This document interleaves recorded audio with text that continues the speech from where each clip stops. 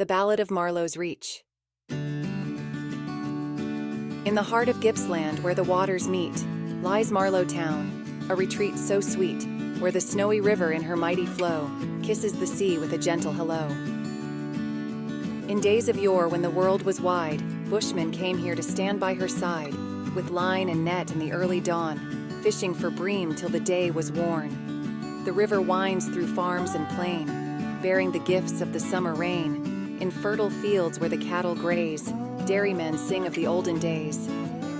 There by the shore where the fishermen stand, the Marlo Hotel looks over the sand. Its walls have heard tales old and new, of pioneers, both hardy and true.